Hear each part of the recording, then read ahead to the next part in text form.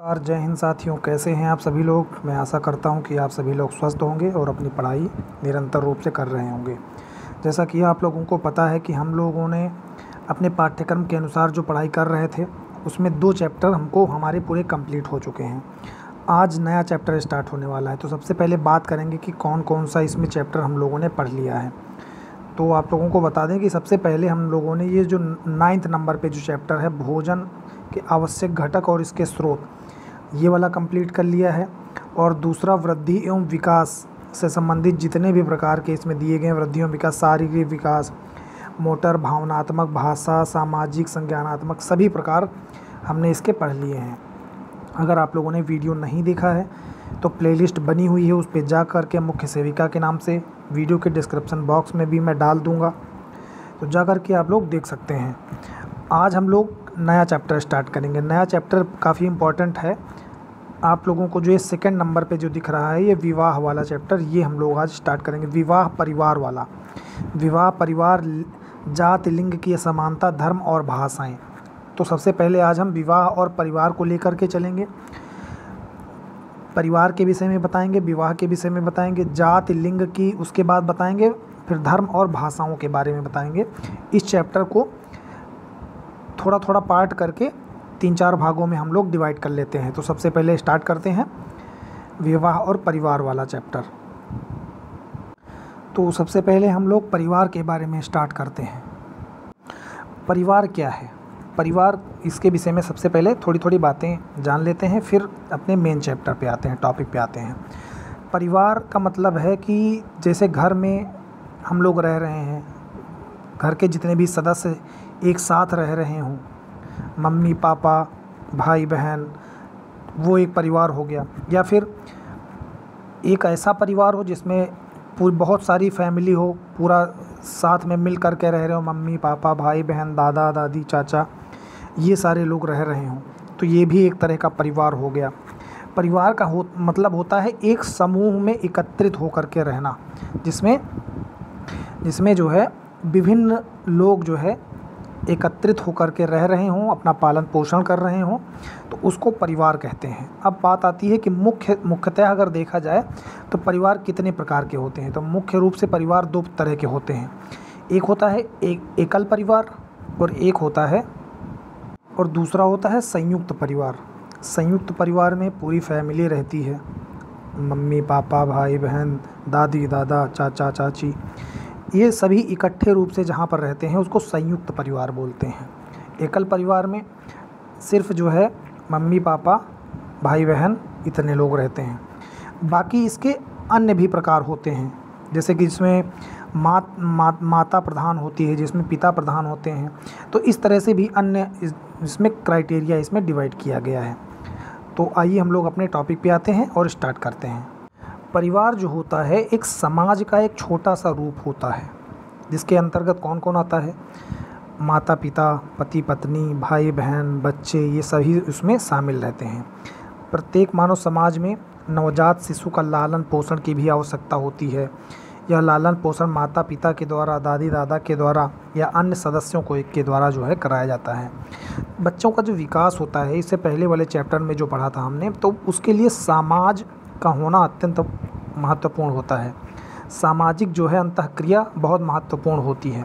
तो एक बच्चा जो है वो एक सामूहिक परिवार में जो पल रहा होता है, या फिर एक बच्चा जो है वो एकल परिवार में पढ़ रहा होता है। तो इन दोनों में जो है बहुत से तरह के अंतर पाए जाते हैं। एकल परिवार में जो पल रहा होगा वो एक सूत्र में बांध करके लोगों को चलेगा, सबको एक साथ देखने की कोशिश करेगा। तो ये सारी चीज़ें कुछ ना कुछ सबके जो है कुछ दोनों तरह में कुछ ना कुछ जो है अच्छी बातें होती हैं, कुछ ना कुछ बुरी बातें होती हैं दोनों में। तो सबके विषय में हम लोग यहाँ पे जानेंगे। इसमें जुड़े कुछ नियम पाए जाते हैं जो कि परिवार को एक संस्था का रूप प्रदान करते हैं। संस्था के रूप में परिवार सार्वभौमिक होता है या समाज में पाया जाता है। एक समूह होता है डोमेस्टिक ग्रुप, जिसको बोलते हैं डोमेस्टिक ग्रुप या फिर घरेलू समूह बोलते हैं। उसमें क्या होता है कि बच्चे का पालन पोषण जो है माता पिता ना करके एक अन्य सदस्य के द्वारा कराया जाता है। डोमेस्टिक ग्रुप बोलते हैं, इसको नोट कर लेंगे आप लोग। ये जो है इजराइल की किबुत्स समूह के नाम से फेमस है, जो कि घरेलू बच्चों को, उनके लालन पोषण को, सभी तरह की चीज़ों को ध्यान रखता है। तो माता पिता ना करके, मान लीजिए जैसे माता या पिता दोनों जॉब करते हैं या कहीं अन्य जगह पे काम करते हैं, तो उस स्थिति में ये जो है उनका पालन पोषण करता है। घरेलू समूह की क्या विशेषताएं हैं उसको भी हम लोग नीचे जान लेते हैं। भोजन संग्रह, निर्माण एवं उपभोग करना। भोजन का संग्रह करना, निर्माण करना, उसका उपभोग करना। संतानोत्पत्ति एवं बच्चे का सामाजिकरण करना। बच्चे का पूरा पालन पोषण करती हैं। सामाजिकरण का मतलब होता है कि उनको खेल कूद आदि सारी क्रियाओं पर ध्यान देना। ये परिभाषाएं को दी गई हैं परिवार से संबंधित। लूसी मेयर के अनुसार ये परिभाषा है। कहते हैं कि लूसी मेयर के अनुसार परिवार एक गृहस्थ समूह है जिसमें माता पिता एवं संतान साथ साथ रहते हैं। इसके मूल में दंपत्ति एवं उनकी संतानें रहती हैं। काम्टे के अनुसार परिवार की क्या परिभाषा है इसको भी देख लेते हैं। ये नीचे वाली परिभाषा जो है, व्यक्ति नहीं वरन परिवार ही समाज के अध्ययन की इकाई है। तो ये काम्टे के अनुसार है। कभी कभी परिभाषा भी पूछ लेते हैं। उद्विकास का सिद्धांत की बात कर लेते हैं। उद्विकास का सिद्धांत किसने दिया था? तो मार्गन ने दिया था। इस चीज़ को भी आप लोग याद रखेंगे। तो इनके अनुसार क्या है कि उद्विकास को जो है 5 आधार पर बांटा है इन्होंने, और विवाह को ध्यान में रख करके इन्होंने 5 भागों में इसको बांटा है। किस तरह से बांटा है ये भी देख लेते हैं। इनके अनुसार विवाह का आरंभिक स्वरूप यौन साम्यवाद था। इसका तात्पर्य ये है कि उस समय क्या था, पुराने समय में रक्त संबंधियों में भी विवाह की मनाही नहीं थी, जिसे मार्गन समरक्त संबंध कहते हैं। समरक्त संबंध इनके अनुसार कहा जाता है। इनके अनुसार एक विवाह परिवार के उद्भव की अंतिम व्यवस्था है। मार्गन द्वारा व्याख्यायित परिवार के 5 प्रकार हैं। उद्भव की अंतिम व्यवस्था मतलब जैसे एक वंश को, अपने वंश की उत्पत्ति करना, यही जो है उद्भव का मतलब है। 5 प्रकार कौन कौन से हैं? समरक्त परिवार, समूह परिवार, युग्म परिवार, पितृ सत्तात्मक जिसमें क्या हो, पिता की सत्ता हो। समरक्त परिवार मतलब कि जिसमें सभी बहुत सारे लोग इकट्ठा होकर के रहें। और एक विवाही परिवार मतलब जैसे उसमें सिर्फ पति पत्नी और उनके बच्चे रहें, उसको एक विवाही परिवार कहते हैं। पितृसत्तात्मक जिसमें पिता की सत्ता हो। युग्म परिवार का मतलब कि उसमें कई जोड़े रहते हों। पिता मतलब युग्म मतलब जोड़ा होता है। जैसे भाई हैं तो दोनों भाई के जो है जोड़े, है ना, इस तरह से यहाँ पे कहा गया है। ये जितने भी इसमें बात की गई है वो सारे समाजशास्त्री थे। तो बहुत सारे समाजशास्त्री ने इनके मार्गन की जो विचारधारा थी बताया कि ये गलत है, क्योंकि मार्गन के ये जो विचार थे ये एक अमेरिका की इराक्यूअस जो है जनजाति थी, उनके अध्ययन के स्वरूप इन्होंने अपना ये नियम दिया था।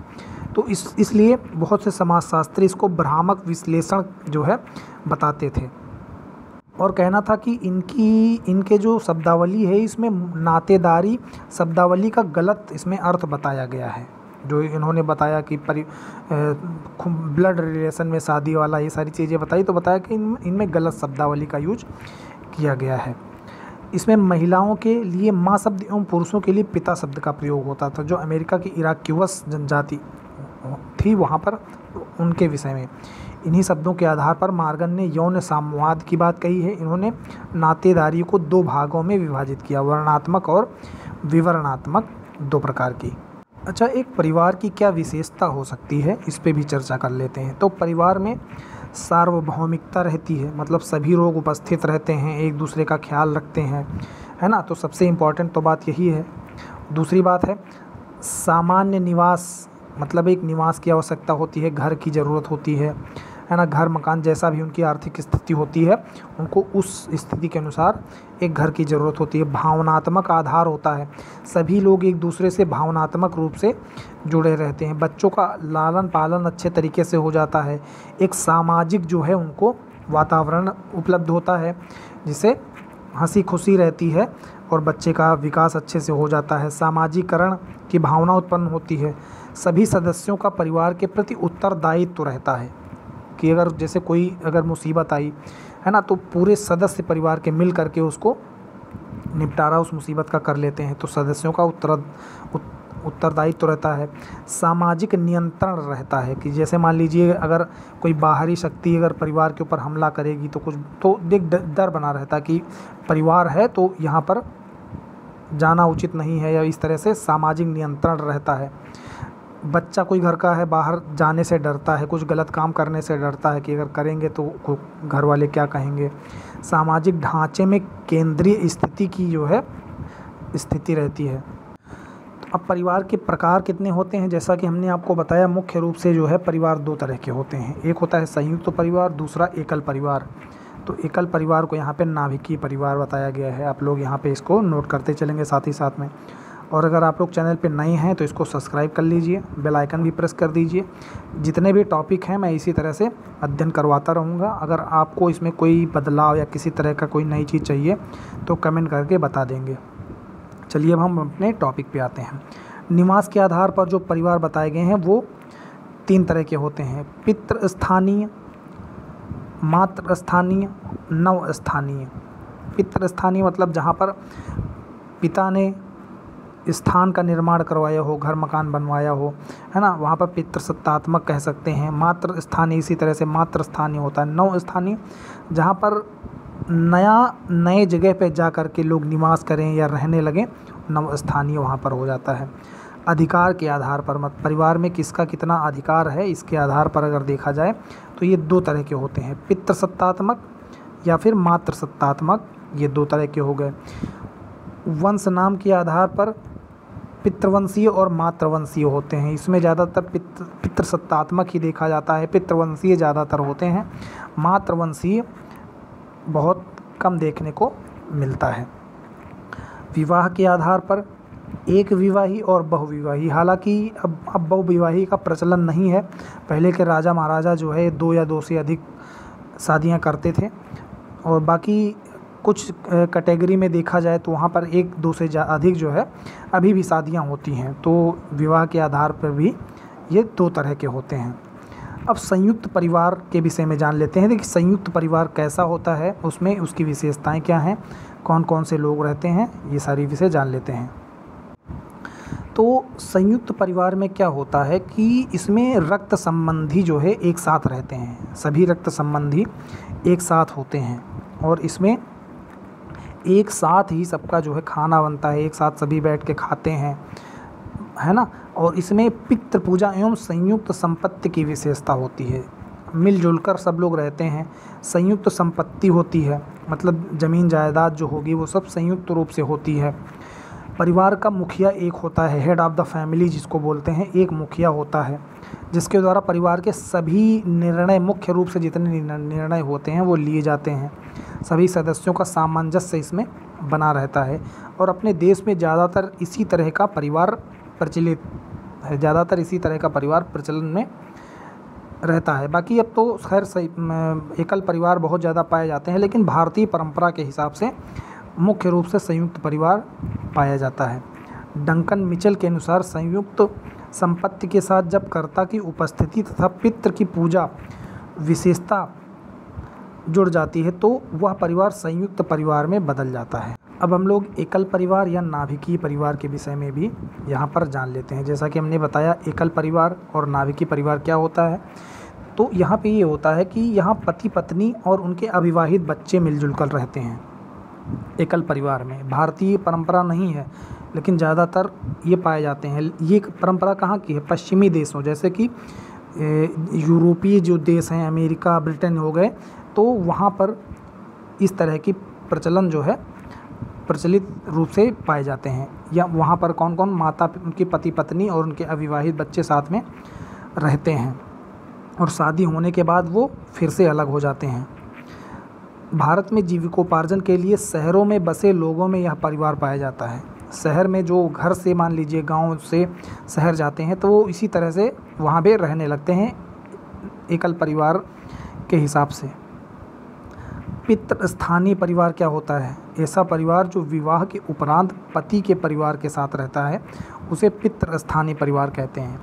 जो पिता के साथ जो है क्या कहते हैं, पितृस्थानीय हो, जो विवाह के उपरांत पति के परिवार के साथ रहे उसे पितृस्थानीय परिवार कहेंगे। इसको भी आप लोग नोट कर लेंगे। भारत में मुख्य रूप से यही परिवार जो है प्रचलन में पाया जाता है। विवाह के पश्चात जो वधू होती है वो उसके पति के घर पे रहती है। मातृस्थानीय परिवार, विवाह के उपरांत जब जोड़ा पत्नी के परिवार के साथ रहता है तो उसे मातृस्थानीय परिवार कहते हैं। यह केरल के नायर में जो है ऐसी प्रथाएं प्रचलन में पाई जाती हैं। जो विवाह के पश्चात जोड़ा जो है मातृस्थानीय परिवार में रहता हो। नवस्थानीय, विवाह के उपरांत जब वैवाहिक जोड़ा या पति पत्नी में से किसी एक को ना चुनकर एक नए स्थान में रहता है तो इसे नवस्थानीय परिवार कहते हैं। इसको भी आप लोग पॉइंट टू पॉइंट नोट करते रहेंगे या फिर स्क्रीनशॉट लेकर के आप रख लीजिए। पितृसत्तात्मक परिवार क्या होता है? ऐसा परिवार जहाँ पर पिता की या फिर पुरुष की जो है वहाँ पर आधिपत्य होता है, उसका जो है सारे निर्णय होते हैं, उसी का जो है जो उसके द्वारा निर्णय लिया जाता है फैमिली में, सब कुछ वही होता है, तो वो पितृसत्तात्मक परिवार होता है। भारत में मुख्य रूप से यही इसी तरह के परिवार पाए जाते हैं, प्रचलन में इसी तरह के परिवार भारत में हैं। तो आज का वीडियो यहीं तक रखते हैं। आपको कैसा लगा नीचे कमेंट बॉक्स में कमेंट करके ज़रूर बताएंगे। चैनल पे नए होंगे तो इसको सब्सक्राइब कर लेंगे, बेल आइकन प्रेस कर लेंगे। वीडियो को लाइक करना आप लोग नहीं भूलेंगे। Thank you.